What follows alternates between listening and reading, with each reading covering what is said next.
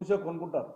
మరి మీరు వచ్చేసి అది చెర్లా ఉందని చెప్పి ఇమీడియట్గా డిమాలిషన్ చేశారు. మరి ఇప్పుడు కొనుక్కున్నటువంటి వాని పరిస్థితి ఏంటి? అమ్మినతో డబ్బులు ఇప్పిస్తారా? మరి ఇచ్చినటువంటి పర్మిషన్ ఇచ్చినటువంటి కమిషన్ కానీ, హెచ్ఎండిఏ కమిషన్ కానీ, అదేవిధంగా మున్సిపల్ కమిషన్ సస్పెండ్ చేస్తారా? దాని బదులు ఎవరైతే బాధితులు ఉన్నారో ఇరిగేషన్ డిపార్ట్మెంట్కి సంబంధించిన వాళ్ళు కానీ, రెవెన్యూ డిపార్ట్మెంట్కి సంబంధించిన వాళ్ళు కానీ, అదేవిధంగా ఎవరైతే మున్సిపల్ అధికారులు ఉన్నారో టౌన్ ప్లానింగ్ అధికారులే కానీ, హెచ్ఎండి అధికారులు కానీ వాళ్ళు ఏమి యాక్షన్ తీసుకుంటారు? అంటే మీరు ఇచ్చినటువంటి పర్మిషన్ చూస్తే ఈరోజు కొంతమంది నిరుపేదలు కొనుక్కున్నారు, కొంతమంది సాఫ్ట్వేర్ ఉద్యోగులు కొనుక్కున్నారు, కొంతమంది బిజినెస్లు కొనుక్కున్నారు, కొంతమంది ఏదైనా షాప్ పెట్టుకుని కొనుక్కున్నారు. వాళ్ళ పరిస్థితి ఏంటనేటువంటిది కూడా వాళ్ళకి క్లారిటీ ఇవ్వాలి. వాళ్ళకి ఏ రకంగా రికవరీ చేసి వాళ్ళకి ఇస్తారు? వాళ్ళు లేకపోతే వాళ్ళు నష్టపోవాలన్నా మీరు నిజంగా మీరు అక్కడ ఉన్నటువంటిది చూడకుండా కొన్నారనడానికి కారణం ఏంటంటే మీరు ఇచ్చినటువంటి పర్మిషనే ఈ రోజున వాళ్ళు లోన్ తీసుకోవడం కానీ వాళ్ళకి వచ్చేటువంటి ఆలోచన ఉంటుంది. ఇప్పటికే కొన్ని బిల్డింగ్లలో లోన్ తీసేసుకొని వాళ్ళ నెలలు కూడా వాళ్ళ పేమెంట్ కట్టే అవకాశాలు ఉన్నాయి. కాబట్టి వాళ్ళ పరిస్థితి ఏంటి అది కూడా ఒకసారి ఆలోచన చేయండి. ఎందుకంటే ఒక స్టెప్ మంచి స్టెప్ వేసేటప్పుడు కొన్ని కష్టాలు వస్తాయి. ఆ కష్టాలను మనం బాగా చెప్పుకోవాలంటే ఒక్కొక్క చెరుటు ఒక్కొక్క కాన్ఫరెన్స్లో ఉన్న చెరువుల మీద ఒక విశ్లేషణ, ఒక ఆఫీసర్ని, ఒక నోడల్ ఆఫీసర్ని అపాయింట్ చేసి ఒక కాన్ఫరెన్స్కి ఉన్నటువంటి మనకున్న 24-30 కాన్ఫరెన్స్ ఉన్నాయి.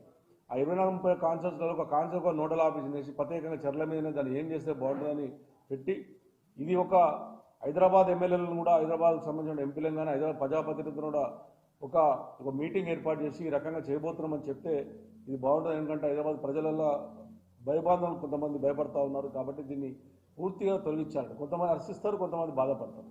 నష్టపోయినోడు బాధపడతాడు, నష్టపోయినోడు హర్షిస్తారు. నిజంగా ఇది ఒక మంచి కార్యక్రమమే.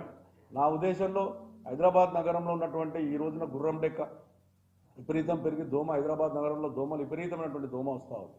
ఆ గుర్రం డెక్క ఎందుకు వస్తుందంటే ఆ చెర్లలో పోయి డ్రైనేజ్ కలవడం వల్ల గుర్రం డెక్క ఏర్పడతా ఉంది. ఆ గుర్రం డెక్క పోవాలంటే మన డ్రైనేజ్ వ్యవస్థను చెర్ల కలవకుండా చేసేటువంటి కార్యక్రమం కూడా ఒకటి చేయవలసిన అవసరం ఉంది. ఎప్పుడైతే గుర్రం డెక్కని గిట్ట మనం దాన్ని చేయగలిగినట్టుంటే బ్రహ్మాండం చేయొచ్చు. మా కేటీ రామారావు గారు ఉన్నప్పుడు ఉన్నటువంటి చెర్లన్నిటికీ ఎస్టీపీలు పెట్టడం కార్యక్రమం చేసాం. ఇప్పటికే మా కుక్కట్పల్లి కాన్ఫరెన్స్లో ఎస్టీపీలు కనీసం ఒక 10 చెర్లు 9 చెర్లకు ఎస్టీపీలు కంప్లీట్ అయినాయి. ఇంకొక 10% ఉన్నాయి.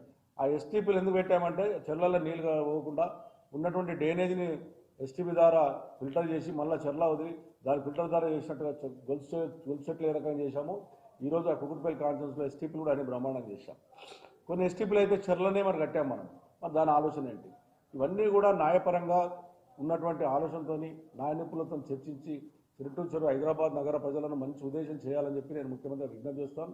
మీరు తీసుకున్న నిర్ణయానికి నేను పూర్తిగా మద్దతు ప్రకటిస్తున్నాను. కానీ ఇవన్నీ ఆలోచన చేయండి. ఇవాళ మా దగ్గర బోయిన చెరువు ఉంది బోయినపల్లిలో. అక్కడ సుమారుగా 40 సంవత్సరాల కిందనే కట్టుకున్నారు. అక్కడ 40 సంవత్సరాల ఎస్సీ కాలనీ మొత్తం ఎస్సీలే ఉంటారు. అక్కడ కట్టుకున్నారు. వాళ్ళకి అన్ని ట్యాక్స్లు ఉన్నాయి, అన్నీ ఉన్నాయి. మరి ఇవాళ మీరు నోటీస్